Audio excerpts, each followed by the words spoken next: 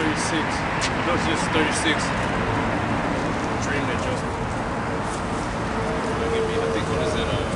Matthew's 2, one of those terrorized his Lord. And that's another one come to me as I go. Wait to talk about Jacob's trouble.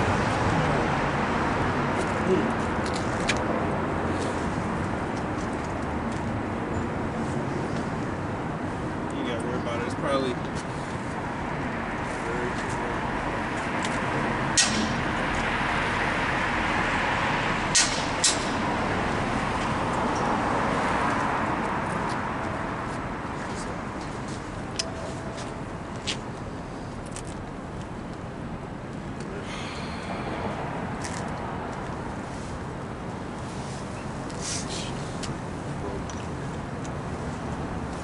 Alright, we rolling. We rolling, brother. Alright, Shalom. We're going to give our praises to Yahweh, by Hashem, Yahushua, by Hashem, Akakodash. We're going to say double honors to our apostles and elders here at Great Millstone. Peace and blessings to the hopeful elect. So, you know, as you know, when the year started, Elder Pastor Hart deemed it the year of the hopeful year of Jacob's trouble, okay? And the reason why he say the hopeful year of Jacob's trouble.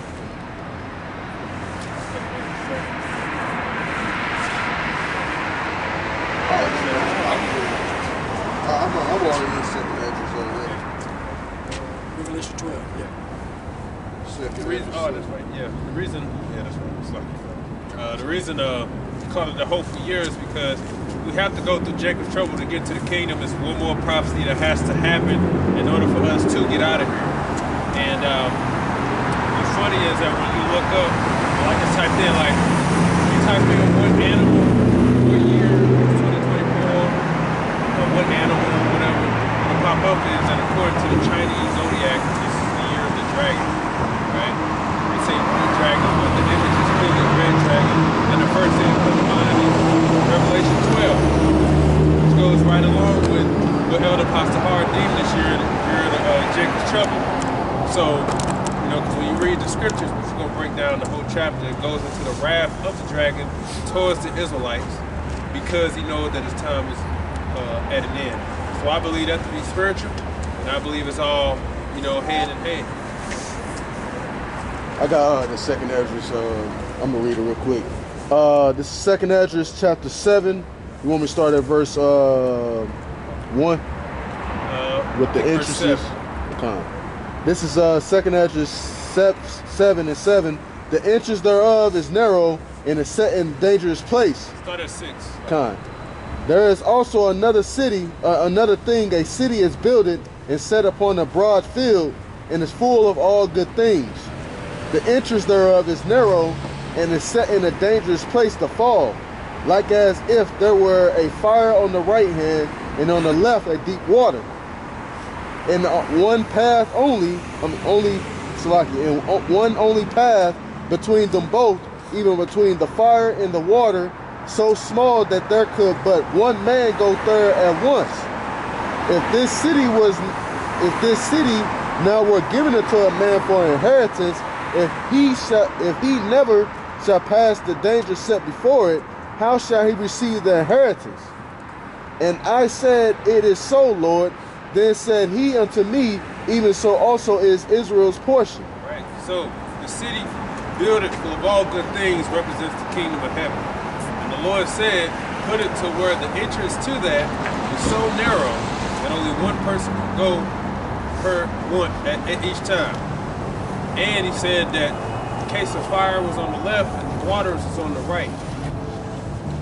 If that city set on the hill was given for a man of inheritance and he had but one path to get to it, how can he get to it except he goes through that straight and narrow path? And the prophet Ezra, which is named in the Hebrew is Isaiah, said, then so be it. And the Lord said that's the same as Israel's portion. So for us to get to the kingdom of heaven, we have to go through the straight and narrow path that's full of all basically evil things. Yet is there a path to lead us to that inheritance to reap the rewards, and we're surrounded by what danger? So the Lord is saying that there's no shortcuts, there's no ways around this. we have one path to get to the kingdom. And that's to acknowledge the prophecies of the scriptures, and that's to acknowledge that we as Israelites, we have to go through what the scriptures call Jacob's trouble. Why is it called Jacob's trouble? Simple.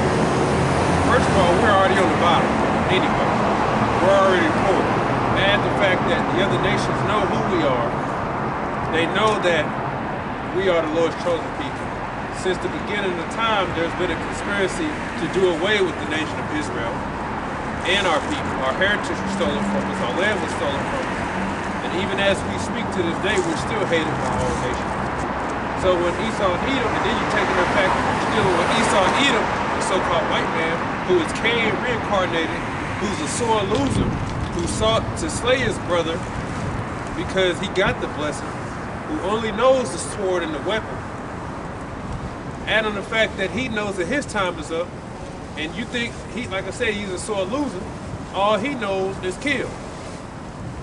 As we speak, he's losing power because you have the BRICS nations, which consists of Brazil, Russia, India, and China. Of them making their own currency together and move away from the American dollar. Guess who just joined on that? Saudi Arabia and Venezuela looking to jump in on that as too. Knowing that this man about to lose his power, he's about to come down with great wrath because he doesn't like to lose. He's established his entire society off of debt and off of the fear really of his sword. Take away that fear of the sword from the other nations, and he's just surrounded. He's isolated. He got nothing, and he knows that that's a sign of his end. So what is his heart resolved to do? I'm gonna kill my brother Jacob. When all else fails, I'm gonna slay my brother Jacob. That's what he's thinking, because at the end of the day, he knows when I go down, you're gonna step up. So I'm gonna bring you down, and I'm gonna destroy the world so there won't be a world.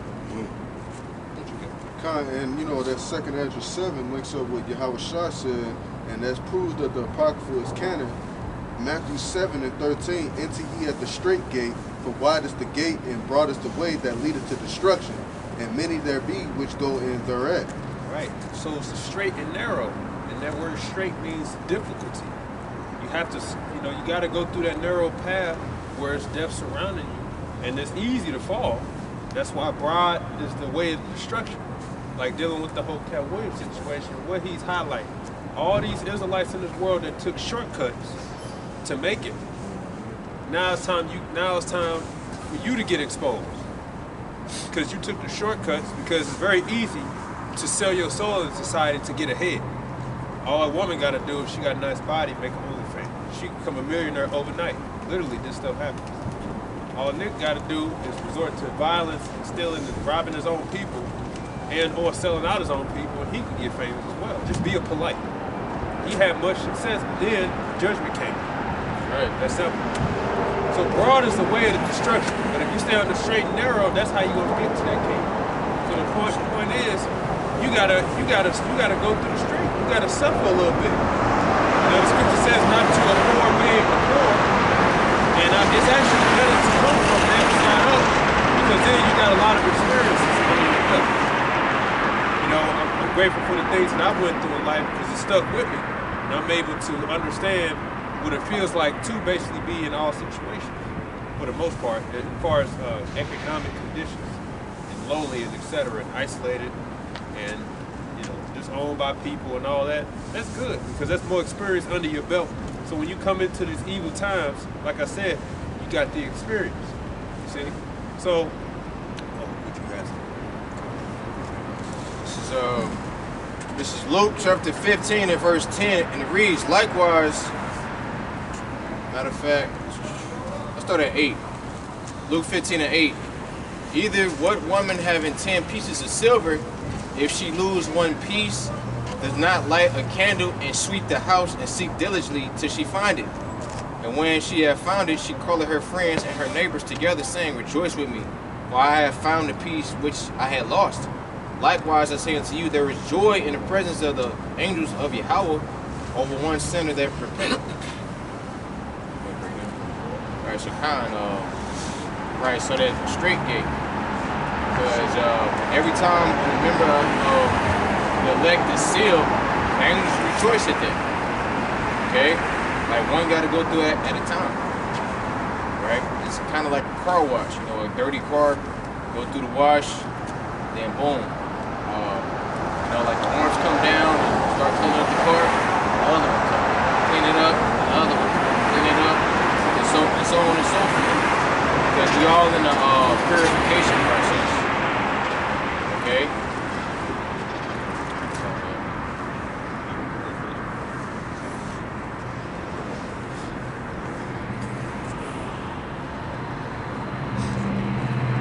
This is Revelation 12, starting at the first verse, and it says, "And there appeared a great wonder in heaven, a woman clothed with the sun and the moon under her feet, and upon her head a crown of 12 stars.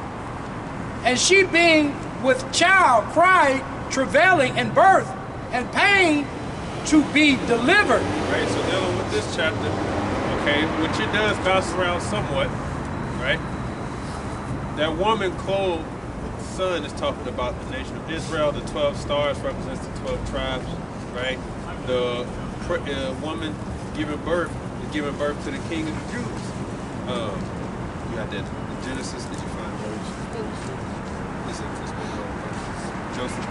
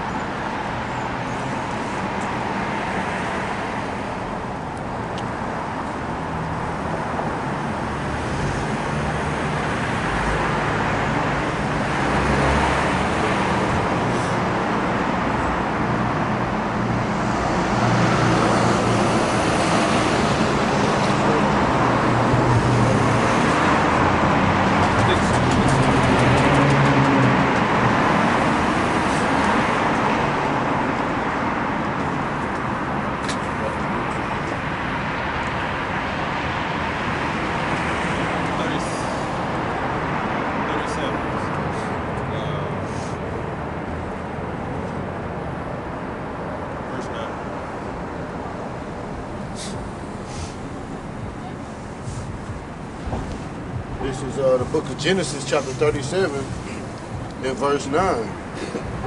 "And he dreamed yet another dream, and told it his brethren, and said, Behold, I have dreamed a dream more, and behold, the sun and the moon and the 11 stars made obeisance to me.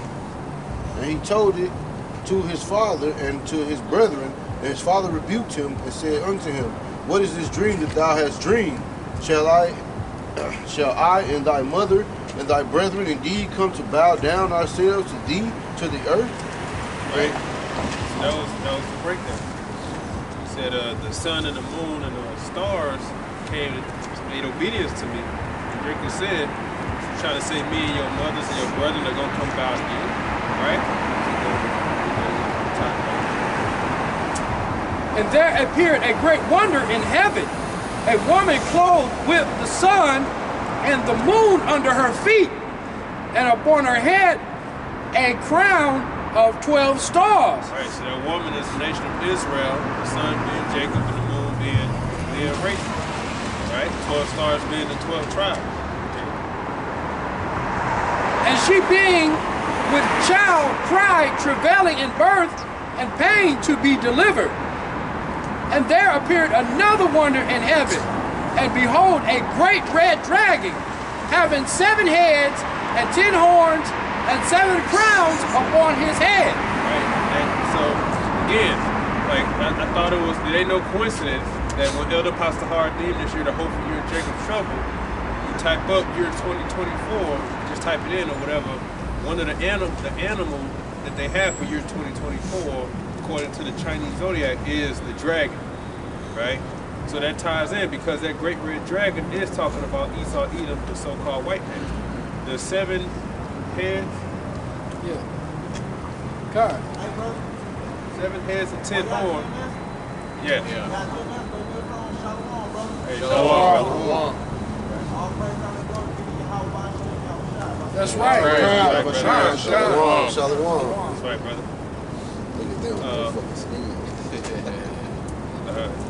Yeah, so that 7 heads and 10 stars. It looks like. Yeah, no, 7 heads and 10 horns and 7 crowns upon his head. Right. Let's talk about the 7 kingdoms, okay, of the so-called white man. You know? You got the sun.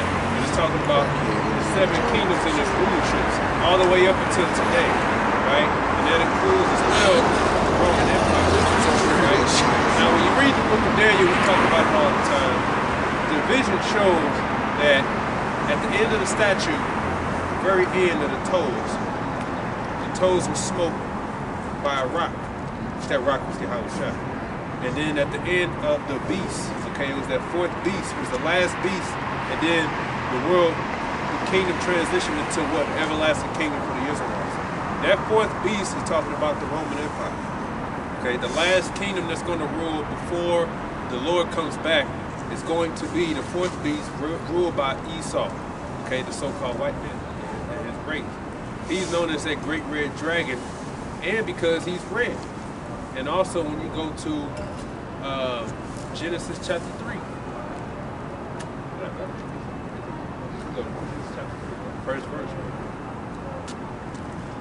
Started off as a garden snake and grew into a damn dragon.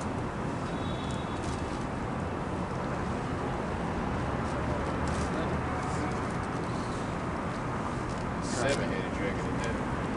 This is the book of Genesis, chapter 3, starting at verse 1. The serpent deceived Eve, man's shameful fall. Yahweh arrangeth him. The serpent is cursed, the promised seed, the punishment of mankind, their first clothing, their casting out of paradise. Now the serpent was more subtle than any beast of the field, which the Lord Yahweh had made.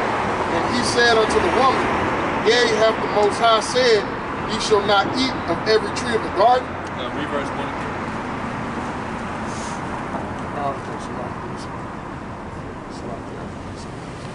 It says, now the serpent was more subtle than any beast of the field. Right, and guess what? That serpent was a man. That serpent was a man, which there was Esau Edom, but he wasn't known as Esau Edom back then. He was known as one of the sons of the wicked.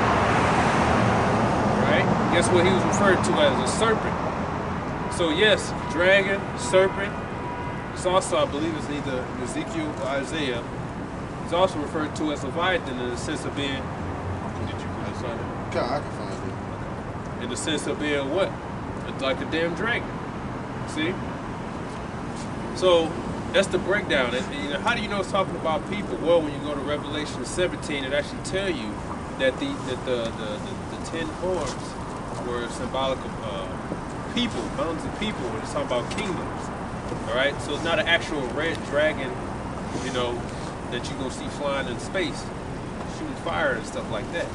It's talking about a nation of people that's living this earth today that had 10 kingdoms with several durations. And when you get into the 4th beast, like I said, that's the Roman Empire. That's gonna be a rulership at the end. This is the book of Isaiah, chapter 27, and verse 1. In that day, Yahweh with his sword and great and strong sword shall punish Leviathan, the piercing serpent, even Leviathan, that crooked serpent, and he shall slay the dragon that is in the sea. He's talking about Esau Edom. Okay? Well, it says sea.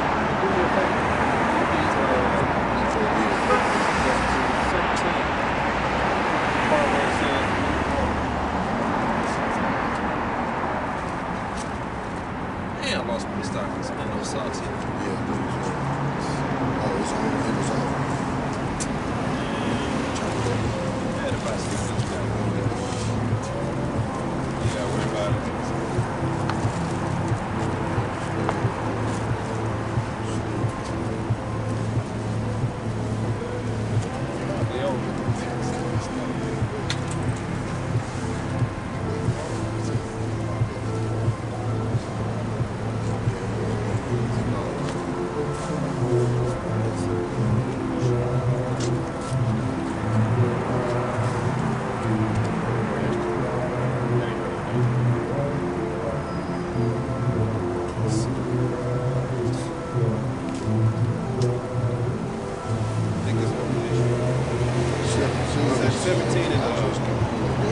verse 1 and verse 15.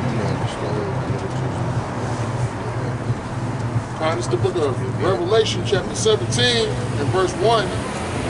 And there came one of the 7 angels, which had 7 vials, and talked with me, saying unto me, Come hither, I will show unto thee the judgment of the great whore that sitteth upon many waters.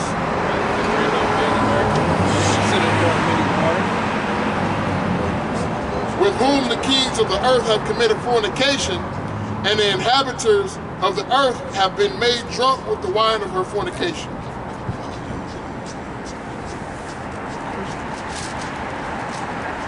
Verse 15, And he saith unto me, The waters which thou sawest, where the whore sitteth, are peoples and multitudes and nations and tongues. Right, so talking about people. So back in that Isaiah, when it said what? He's going to smite Leviathan out the sea, meaning off the earth. Okay? Esau Edom was going to be burnt down. Right? That's talking about Leviathan, serpent, dragon. That's what that great red dragon is. And like I said, they're red. The word Edom means red. Okay?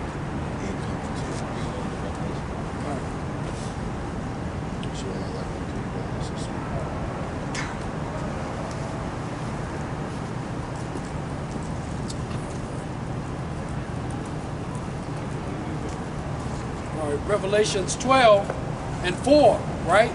And his tail drew the 3rd part of the stars of heaven and did cast them to the earth, and the dragon stood before the woman which was ready to be delivered for to devour her child as soon as it was born. And his tail drew the 3rd part of the stars of heaven and did cast them to the earth, and the dragon stood before the woman which was ready to be delivered for to devour her child as soon as it was born. Right, you got the count right. Right. So when he said the dragon was the 3rd part of the stars, he's talking about 3, the 3rd as in 3, not a 3rd as in 1/3 out of 12, and that would make 4. 3rd as in 3, the southern kingdom. Judah, Benjamin, and Levi, because that was primarily there, during the Roman Empire, because the 10 tribes were already on the other side of the world. But it wasn't 100% southern kingdom, because you had the counts of there being northern kingdom amongst the southern kingdom. A lot of them were known as Gentiles, and you had the case of the Asherite, okay? But the 3rd part, talking about the southern kingdom, Judah, Benjamin, and Levi, had them under captivity, right? And they said what? That it was going to try to devour the child that was brought forth. That child was talking about the king of the Jews, which goes back to the account dealing with Herod. This is Matthew 2:1, and it reads, Now when Yahushua was born in Bethlehem of Judea, in the days of Herod the king, behold, there came wise men from the east to Jerusalem, saying, Where is he that is born king of the Jews? We have seen his star in the east, and we are come to worship him. When Herod the king had heard these things, he was troubled, and all Jerusalem with him. And when he had gathered all the chief priests and scribes of the people together, he demanded of them where Mashiach, Yahushua, should be born. And they said unto him, In Bethlehem of Judea. For thus it is written by the prophet, And thou, Bethlehem, in the land of Judah, art not the least among the princes of Judah, for out of thee shall come a governor that shall rule my people Israel. Right, so they knew the prophecy, right? But it said Herod, which when you look up Herod, that was a family line, so-called royal family line back then, okay? They were basically pretending to be like Jews, but they were Edomites, so-called white people. They said what? When Yahushua was born, he was troubled. Why was he troubled? He was troubled because it said what? The king of the Jews is born. That means what? It's time, we got to get rid of him. And that's exactly what any Edomite would do once they realize that Yahushua is born, the king of the Israelites. What do you think he's going to do? He's going to try to kill him.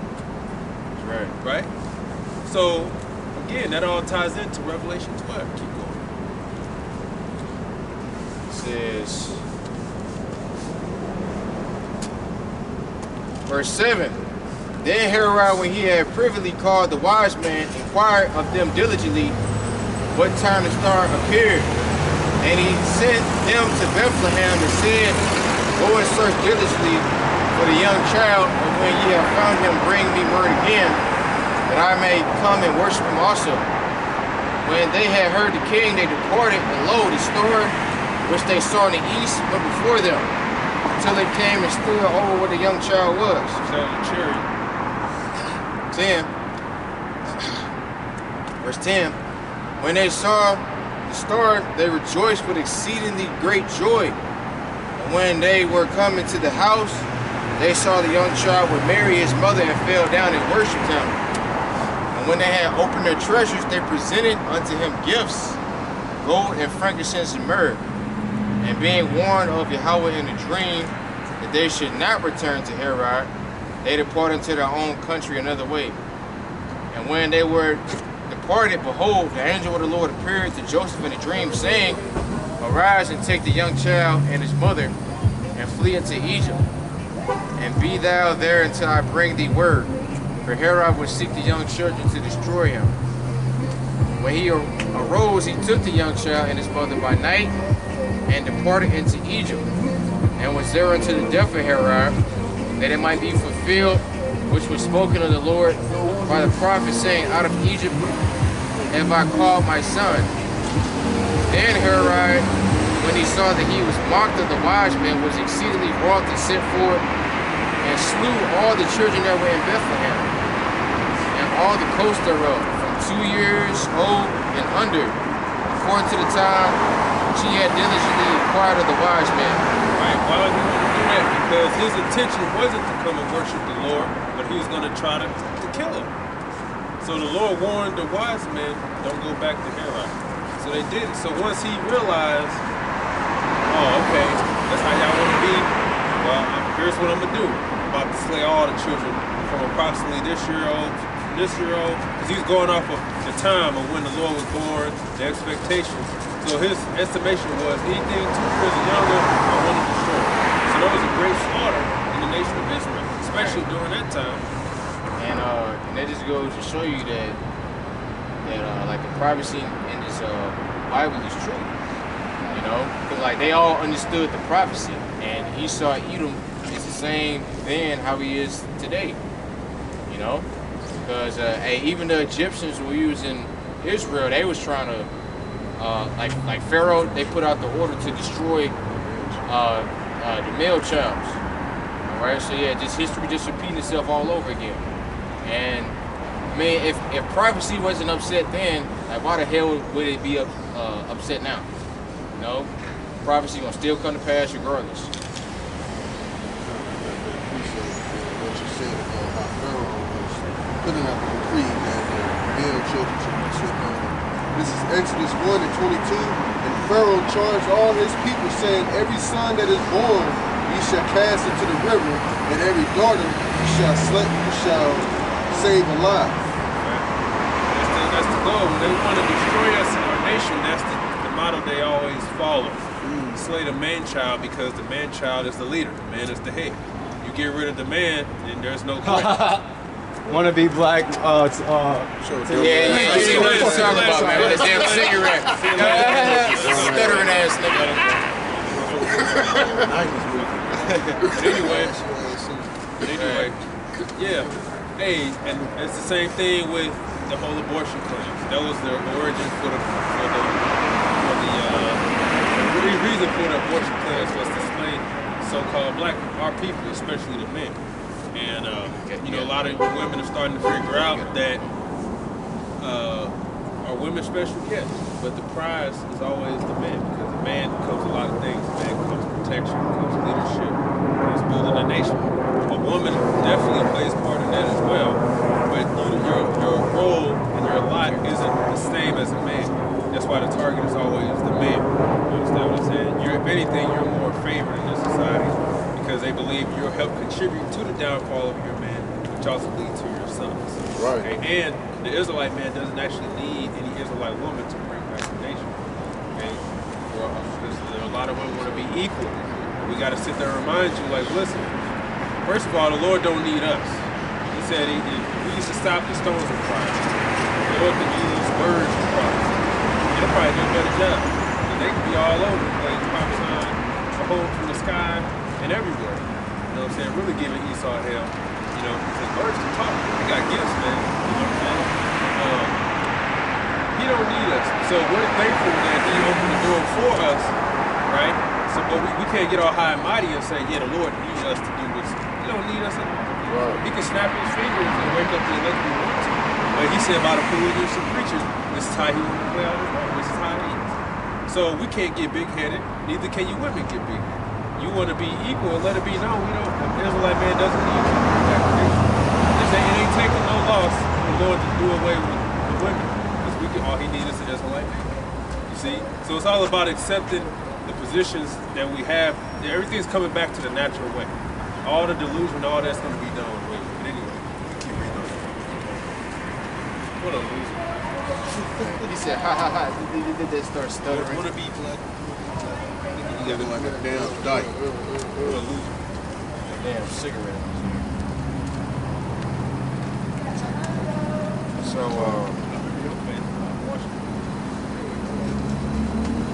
this is Matthew 2:17. And it reads, Then was fulfilled that which was spoken by Jeremy the prophet, saying, In Ramah was there a voice heard, lamentation and weeping and great mourning. Rachel weeping for her children, and would not be comforted because they are not. Right. So that was prophecy being fulfilled, and that was a great slaughter, man. That was the Romans ruthlessly killing the Israelites and their babies. But of course they didn't just let the babies get killed.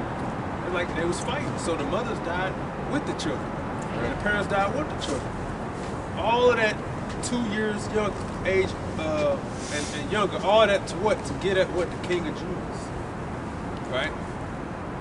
So you know the Lord is a problem when, and that's just another thing that cuts the whole Lord loves everybody. If the Lord came to save everybody, why would you put a kill order out on the Lord if he coming to save your ass? Because he was coming for the King of the Jews. You understand? Because it wouldn't make sense for you to put on the onslaught like that if the man was coming to save everybody in the whole world. Why kill him?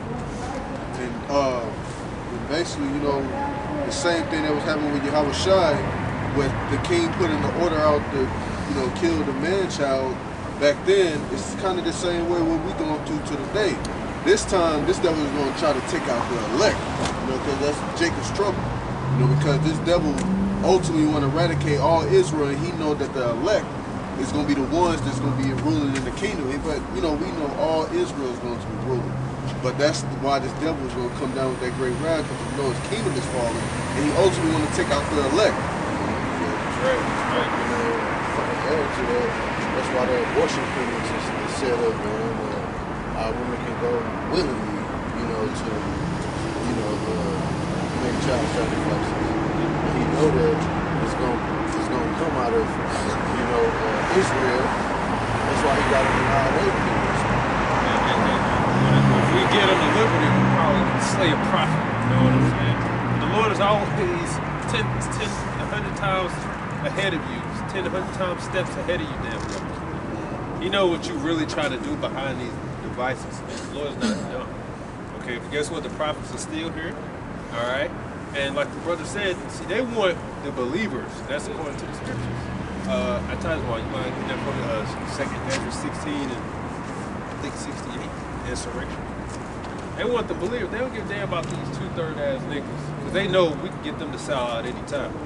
You know, they want to put a dress on you. They know you going to buy. If they want to set up another Sexy Red or anyone like that, just promote garbage. They know that's easy. You know, that's easy. They can put one up easy. They do it nonstop. They want the ones that they can't get. They want the ones that's going to resist, because it's a display of faith, and that's the problem.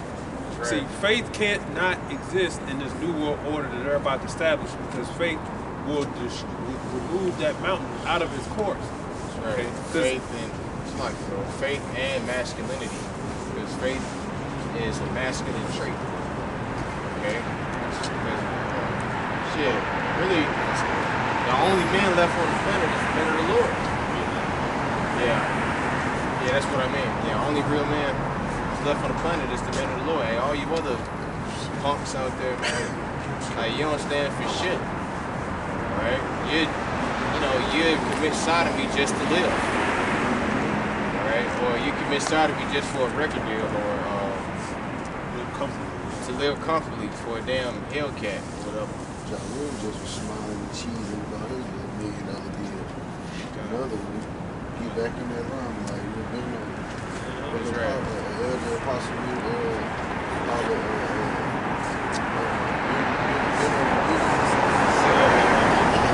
There's another realization when you wake up to the truth.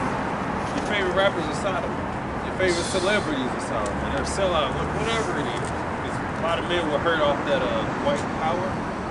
No, man, say it ain't true. not Man. one Superman. You know, not him, man. Look, man, your favorite superstars are damn Sodom, man. Right. It's just a reality. Shit, he did that shit willingly, man. Yeah, he loved that. He a damn 7 foot tall mole. If somebody's accusing you of being the sodomite and your answer isn't a straight up hell no, and you don't answer, you're giving away that Jake was mad watching the video on the camera. Like, man, cause they saw you, man. Just admit it, man. Like, cause he won't admit it, so Jake trying to be getting all mad. Look, the nigga won't admit it because the nigga gay, man. You know, you all heard about it. Your favorite, whoever is gonna be a sodomite. Hey, when that one guy came on the scene, that one time, who's that rapper? He had the whole top on him. Lil Nas X. Yeah, when he first came on the scene, he didn't come off like that, right? So a lot of Jake liked him. Then there was rumors out there that he was sodomite. A lot of Jake kissed him. A lot of brothers in the truth because they liked his music. And I was like, look, man, look, it's probably true. No, he ain't fact. But I get it. We want somebody to like. You want somebody to like, so you get upset when hey, man, because you want somebody to like, look up to, you know, but it's just a reality. The only true leaders in this world is the man who bring wisdom and the apostles and elders. Those are the men that's really the truth, okay?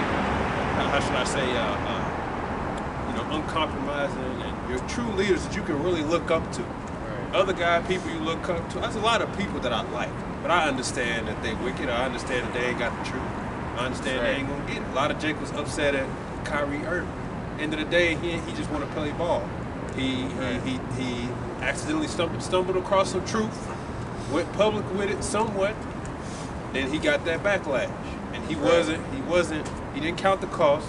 He wasn't grounded and settled in this, so he backed out. And a lot of Jake was hurt about that. Jake was standing behind him. Look, if he wasn't called for this, he ain't gonna make it through. That's right. So, yeah, you get disappointed, but that's just the reality. That's why the scripture says it's easier for a camel to go through the eye of a needle than a rich man to enter into the kingdom of heaven. But especially if they done built something like on this side, like because Kyrie a role model, people want to dribble like him or whatever, play basketball like him. Like, which is cool, like Jake got talent, but Jake just don't understand. Shit, but then again, you always got certain examples. And like in the scriptures, like Moses, he was the daughter, he was the son of Pharaoh's daughter. That's what he was known as. And shit, Egypt was a mighty country at one point in time. But he decided to suffer with his people.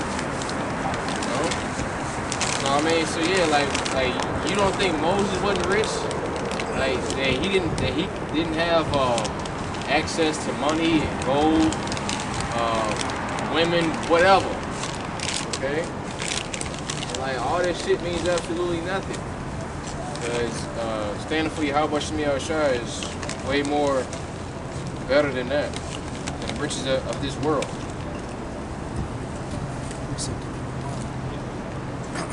Just to land back off what the brother's saying, Yahweh Shai is our greatest example, okay?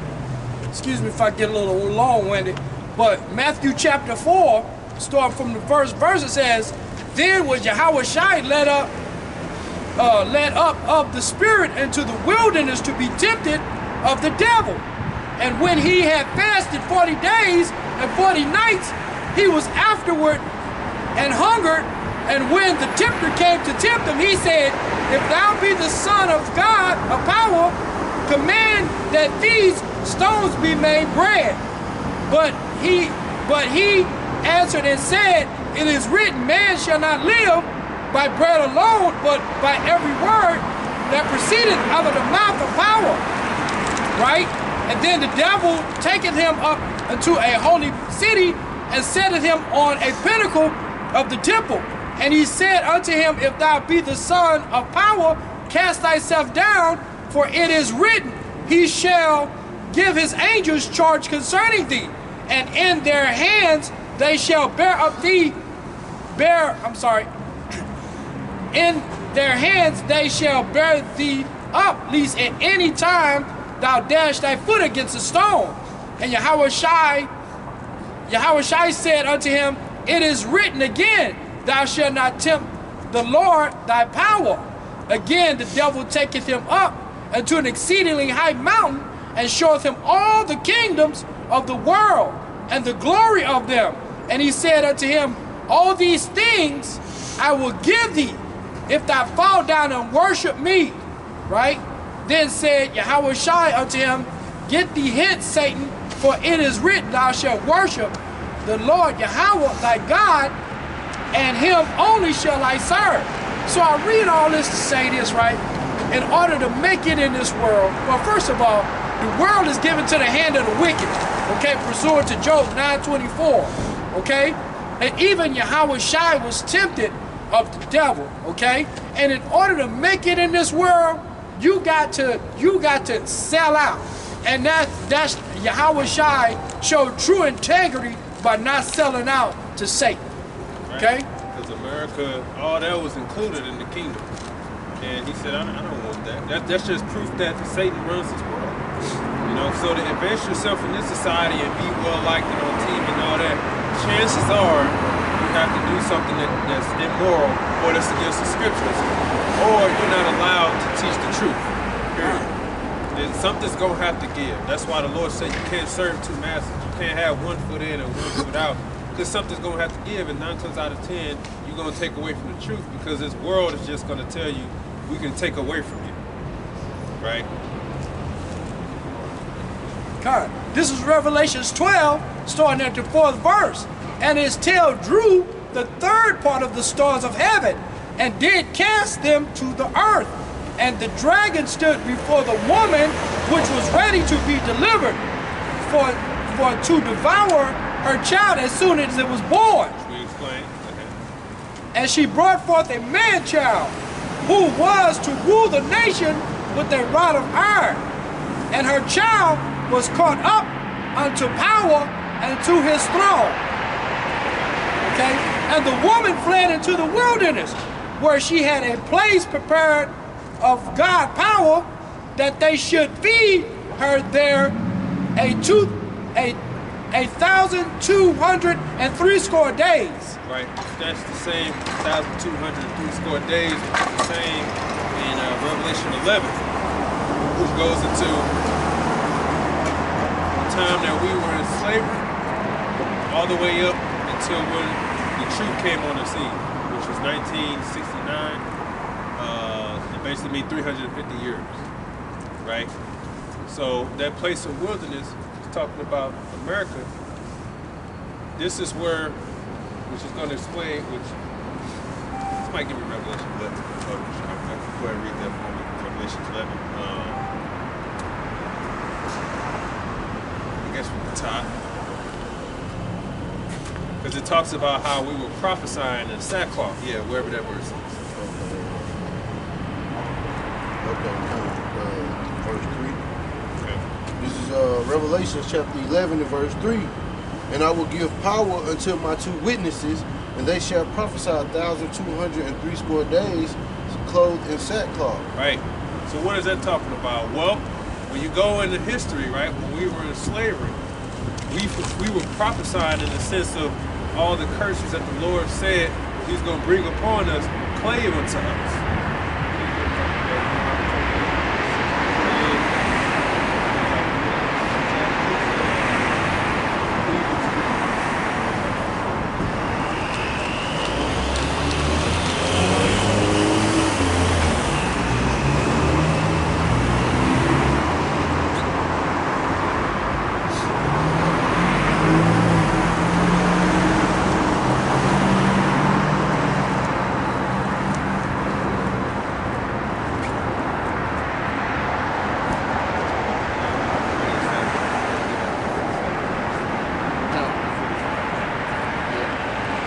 the book of Deuteronomy, chapter 28 and verse 45, it says, moreover, all these curses shall come upon thee, and shall pursue thee, and overtake thee, till thou be destroyed, because thou hearkenest not unto the voice of the Lord thy power, to keep his commandments and his statutes which he commanded thee. Right, so that's those curses, right? Can you read that verse one more time? Revelation chapter 11, Salakia, in verse 3. And I will give power unto my 2 witnesses, and they shall prophesy 1,260 days, clothed in sackcloth. Right. How were we prophesying when we were fulfilling the prophecies as according to the scripture? Because what is it during what? Slavery. Okay. In the first slave ship, which was like 1969, some argue 1968. From 350 years later equals 1969 or 1968. That's when the truth came on the scene. Okay. So what's it? What I say? 1619. Right. 1619 to 1969. Right. 1619 was approximately the first estimated slave ship that hit this side of the world. Some argue 1968. Which just put a year off, right? Our elder Abu Bivens came on the scene in 1969. That's when it came out on the scene, right? So people ask you, well, how do you know you're Israelites? How do you know this applies to you? We go to Deuteronomy 28, and guess what? We have an example. Everything that happened during slavery. They said we're going to go into slave ships. We're going to have yoke of iron around our necks. We're going to be cursed in the city, living in the ghetto. Our life will be in doubt. And guess what times we're going back to? All those times. Sundown towns, being hanged on the tree unjustly. Because when you read the scripture, hanging on the tree, according to law, is a just punishment. But you had to be guilty of death. When you look up the killings and the hangings that our people were, they weren't guilty of anything. One what? Was accused of what? Looking at a woman the wrong way. What's another one? They wrongfully hanged our people. Not getting off the sidewalk when the white folk come down. Yeah. Laughing. Some children had did something and she basically rebuked them. Stop throwing rocks at me. That was enough to get her hanged. All kind of reasons why they hung. That was unjust. Alright, you see? So our people were basically encouraged. They said our families were going to be scattered, divided. You know, when did that happen? That happened in slavery. Where our families were literally auctioned off to other parts of the world, never to be seen again. Vine dressers, okay? We build houses, but we ain't gonna live in them, okay? It's slavery. You know, read all the curses, man. They applied us back then and even more today. That's our evidence that we are those Israelites. No other nation on the planet can say, well, that applied to us too. No, it applies to the Israelites. Even like the whole manosphere, like the whole talking about the dynamics between men and women, it goes back to the scriptures. You know, like the curses and how the man hates the woman and vice versa. You know, hey, the woman damn sure hate the man. Like damn. Will be evil towards her son and right. Her, you know what I mean? And they say what? Our families, we need to work on the black families. We need to work on the black marriages. Because it's all rooted and it goes back to what? Rooted for the most part in slavery. But it goes back to the curses as well. It also said that the woman would use her children as basically a dollar sign, evil towards her children. You know, you hear all kinds of stories about how these women treat their little children. Right. It says like the young one that come up between her feet. You know, and the abortion clinics are full of Israelite women, especially the so-called black women all go down. You know, because she the main one. Okay? Using it for meal tickets. They don't love you, you just there to give her money and she do that function. You got all kind of stories of women leaving their child at home while they go travel for 3 days. Come back home, the child dead. That's right. What happened in person. Remember, when I was at my real dad house, this lady, she stayed a house down. She'd always leave her children at home and she'd go out and party. One time she came home, it was a cop waiting down the street for her. She get out the car, the cop come out and put her in handcuffs and shit, you know, because she neglected her children, you know. So it's like, man, look, you women that do that shit, man, you know, what's the point of you having children? It's the curse. They evil towards each other. One of them literally left the age. Became back a child man. They tried to act like, you know, that. They would just read a story about a woman who killed her child and then tried to and buried it in the backyard. Right. And then oven first. Yeah, it's right in the oven. When it buried in the backyard, they called the police crying like, I think she said somebody stoned her? Yeah, like somebody's basically kidnapped the child. They brought the dog in, the dog went right to the backyard. Yeah. Then you buried it. That's the type of shit you hear. That's all the curses, man. Curses in the scripture. So when it said prophesying, clothed in sackcloth, sackcloth represents a low mourning state, right? That's what we did during the slavery and all the way up until now, and what we still going through. Okay, that's that 1,260 days. That verse again. Okay. Revelations 12, verse 6.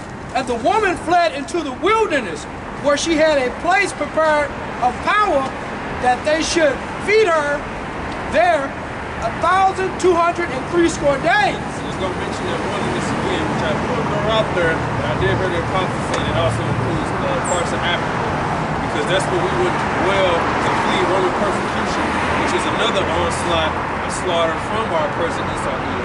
And we fled there for a comfort until they went to round us up again. Revelations 12 and 7. And there was a war in heaven. Michael and his angels fought against the dragon, and the dragon fought and his angels. Right, now that's talking about can you get that sentence? Now that's talking about the fight in the heavens. Okay. It's not talking about archangels up there with wings, with swords out fighting red-headed dragons. Okay. It's talking about when the Lord comes back, which I tell you in Daniel 12. Okay, he's coming with Michael, the archangel. He's going to have a war in heaven. That war in heaven is with NATO and the EU forces, which is going to be, because Yahushua said he's coming in the midst of war. So when the missiles are flying, you're going to see Yahushua. He's coming in the midst of war. And just like in the movie Judgment Day, just like what Ronald Reagan hinted at, there is ever a universal threat when we not put aside our differences and attack that one threat. Then we'll all be united. Where do you get that from? That's in the scriptures. That's actually going to happen. So during the NATO forces in America, during the war, Yahushua is going to come on the scene with the angels. Michael, the archangel, Mike Allah, archangel, with them. They're going to stop what they're doing and try to take out Yahushua. And Yahushua is going to destroy them. Okay? That's that war in